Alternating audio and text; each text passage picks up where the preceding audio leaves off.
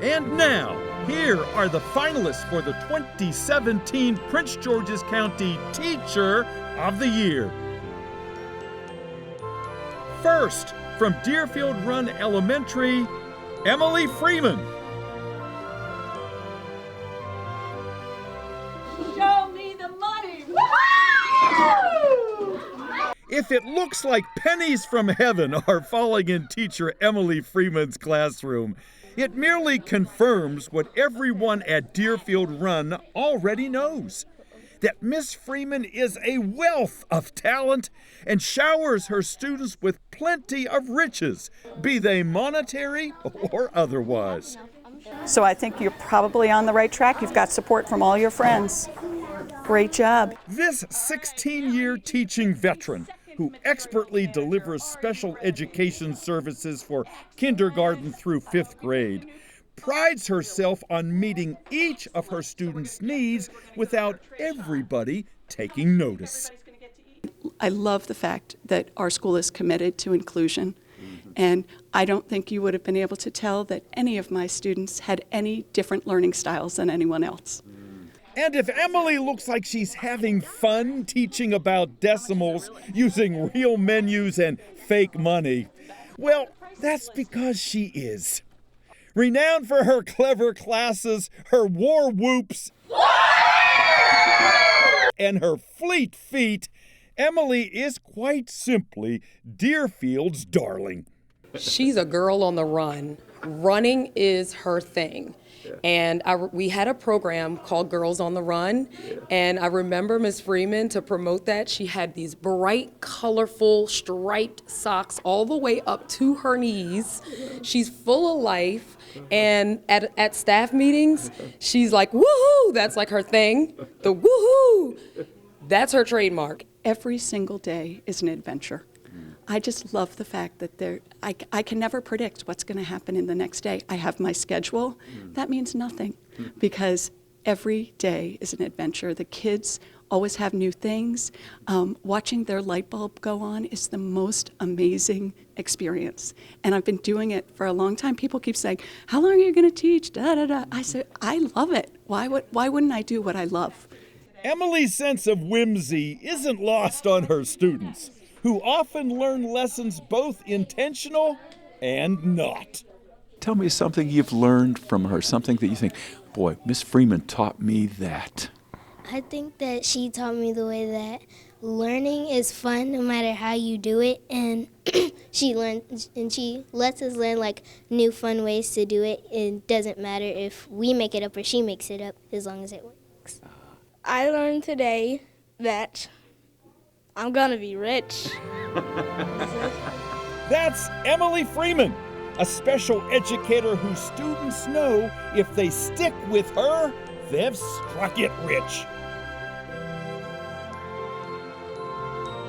Our next nominee, from Judy P. Hoyer Montessori School, Cheryl Strong. Day and night, I study real hard so I can go to the multiplication party. With apologies to the musical group One Direction, the new lyrics to their song Drag Me Down sound better than the original. You might ask, where all those first, second, and third graders got such musical and dancing prowess? The answer is plain to see.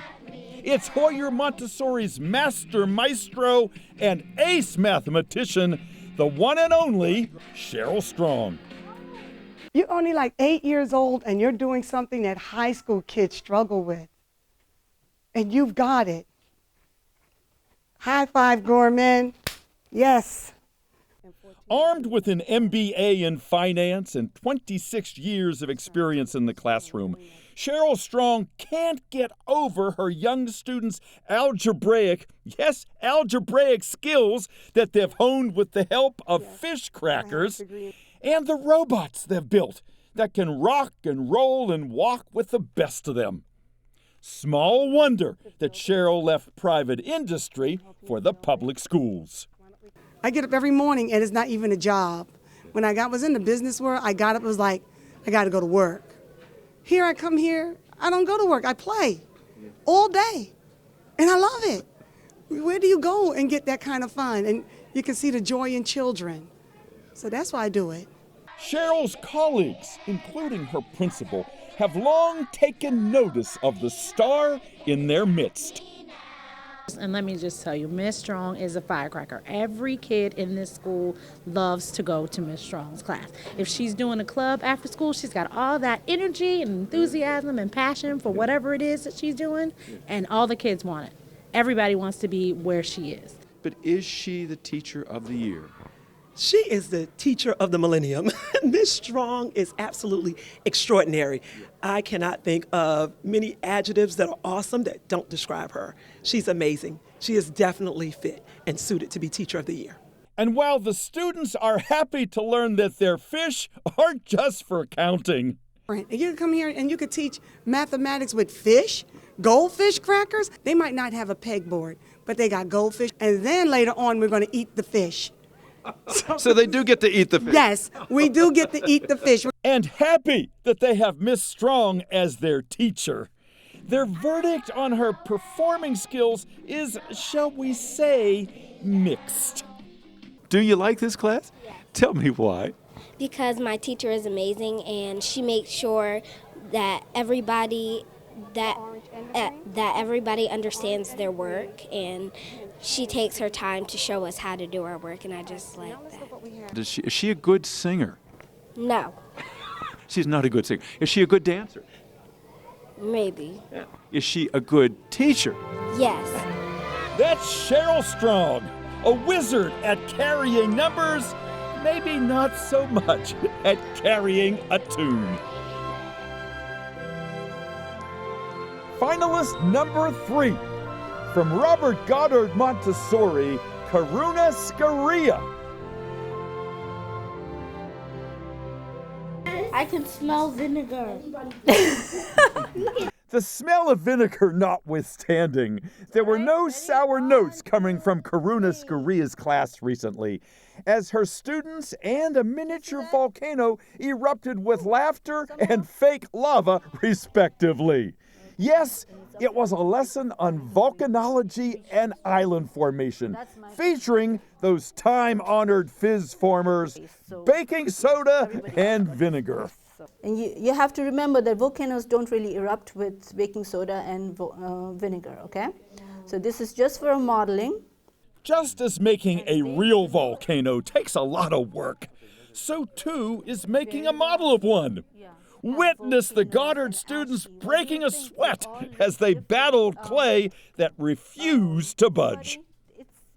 First, you have to make it into a sphere, then make it into a cone. This looks like something like Hershey's Kisses, right? I gave them this clay Play-Doh that is so hard. I didn't want to give them a soft clay, So they were talking and molding, but I didn't want them to give up because I knew sooner or later they could form what they wanted. For Karuna Scaria, a 17-year teaching veteran who has worked with the National Geographic Society and still enthuses over her trip to the Galapagos Islands, the geography lesson was just as much about science as it was about her students' responsibility for planet Earth. The first thing I tell them is, tomorrow you're going to be grown-ups. One day your generation is going to inherit the earth. You will be the ones to take care of the earth. We'll be long gone. So this responsibility is in your hands.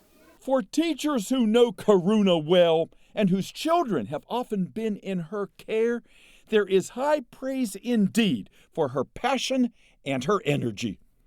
She, in fact, was my 22-year-old son's kindergarten teacher. And I knew her then as a teacher. We moved here from D.C. In the middle of the year, which is not always easy. My son is a Korean adoptee, so he was a little bit different than some of his classmates. And she created a position for him as a leader in his classroom, which I think gave him a jump start in terms of his own education through the years. She makes learning fun, but she holds a very high standard. We're so lucky to have her. Her students couldn't agree more. Not only has Karuna helped them master plate tectonics, but she also knows that for kids, nothing beats the big fizz. Whoa! Was that fun in there today? Yes. Yeah, why was it so much fun? I wanted to do it. Because I like modeling clay. I like making volcanoes explode. And I really like art stuff and getting messy. That's Karuna Scaria, a molder of mines and mountains who doesn't mind making a little mess along the way. And now, our last finalist, Ridgecrest Elementary's Carolyn Marski. Sire, is it wise to do this? I worry that the colonies will turn against us. Many Americans dislike our laws and regulations already. Shouldn't we abolish the tax on tea as a show of goodwill? You might not confuse a Ridgecrest Elementary School classroom for a Broadway stage, but these days there is a strong resemblance. For on the second floor, Reading, Language Arts, and Social Studies teacher Carolyn Marski is producing and directing Tea Overboard, the story of the Boston Tea Party with, and here's the challenge, players who have never acted, let alone stood in front of a class. Did you enjoy playing Lord North for us for a few moments there? Absolutely. Absolutely. I love seeing students who didn't know they had a skill get the opportunity to try it out and be good. I don't know if you noticed, but there are a couple little guys in that play there that at the beginning of the year, they never would have come up in front of a class, and they'd never had the experience of doing that before. And it's really fun to see them, A, volunteer, and then B, do a really good job of it and feel good about themselves. I love that. Mrs. Marski, who spent nearly 20 years doing research and analysis in the private sector, and who holds degrees from Berkeley and Stanford, came to the classroom 10 years ago via the resident teacher program, because when you care about children, as she does, just studying data doesn't do it. I think you can come to teaching from a lot of different backgrounds, but one thing I think I've brought with me that I didn't anticipate is I can tell the students, not just tell them why it's important to do this research and analyze and think and write, but I can share my own personal experiences with that, because I did it for a living. From Carolyn's principal, herself a former Teacher of the Year, comes admiration for how Carolyn brings American history to life.